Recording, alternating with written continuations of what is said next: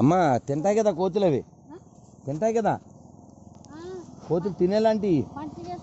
అదే అలాగే ఆవులు వేరు కదా, ఇవన్నీ తొక్కలు తీసి తింటాయి. అందుకని ఎప్పుడైనా వెళ్ళిపోయేటప్పుడు బన్నలు బిస్కెట్లు ఏవో కొనుక్కెళ్తాం, మిక్చర్లు. ఇప్పుడు బన్నలు కొన్నా సరే, పళ్ళు లేవు. డబ్బులు ఇచ్చావా? ఇచ్చే అమ్మ. మా టీచర్ పేరు కూడా మీ పేరే, మరియమ్మ. అదే మధ్యలో చూసా మీరు కొట్టలేదు. ఎన్నాళ్ళైంది క్రిస్టియన్ అయ్యి? అంతే. అదే అన్న. అమ్మ నాన్న అంతా కూడా అదే బాప్టిజం తీసుకున్నారా? మరి మీ పాస్టర్ గారి పేరు? సామ్యూయల్ గారు. ఇక్కడ 2 చర్చిలు ఉన్నాయి కదా. అబ్బో, వెనకాలదే. Okay okay. అమ్మ అమ్మ ఇక్కడ నుంచి నడిచిపోతారా? అచ్చా, ఇప్పుడు యాత్రికులు వస్తారనా? ఇటు అటు దారి కదా అని మధ్యలో పెట్టారు. అచ్చా, ఆటో మీద ఇది తోసుకుని వస్తావా ఇక్కడ దాకా? మంచి పని, ఆటోలో పోవచ్చు కదా. పోండి. పిల్లకాయలు ఎంతమంది పెళ్లి చేశారు? ఏం పేరు మనోడి పేరు? అబ్బా, మీ అమ్మాయి కూడా బొట్టెట్టుకుంటారు. ఓహోహోహో.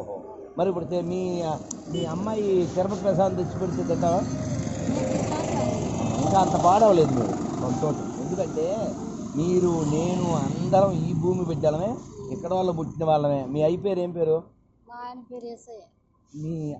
మీ నాన్న పేరు? మీ అమ్మ పేరు? అందరం ఇక్కడ వాళ్ళమే. అహోబిల్ నరసింహస్వామి పిల్లలమే మనం. తిరుపతి లడ్డు తెప్పించుకుంటే తినాలి. ఎందుకంటే మనం క్రైస్తవులం కాదు, హిందువులం కాదు, ముస్లింస్ కాదు, మనం మనుషులం. అది గుర్తుపెట్టుకోవాలి. అమ్మ, మనం బతికేది భగవంతుడి దయ. నువ్వు యేసు అను, నేను రామ అని, ఇంకోళ్ళు అల్లా అని, ఇంకోళ్ళు నరసింహస్వామి. మనం అది మర్చిపోకూడదు.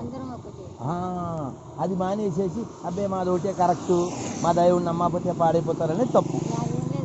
అలా ఉండకూడదు. అమ్మ, మనం అందరం కూడా ఒక భారతీయులో చక్కగా ఉండాలి.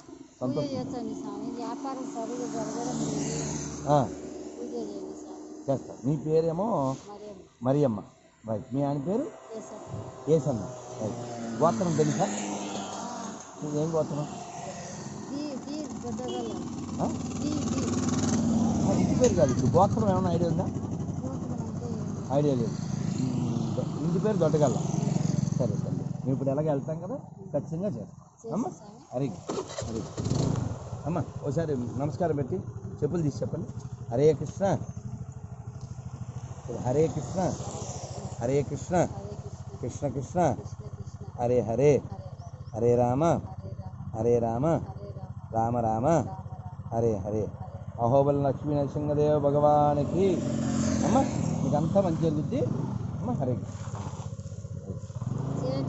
చేస్తానమ్మ ఖచ్చితంగా. మరియమ్మ ఏసన్న గారు తప్పనిసరి. అమ్మ హరే.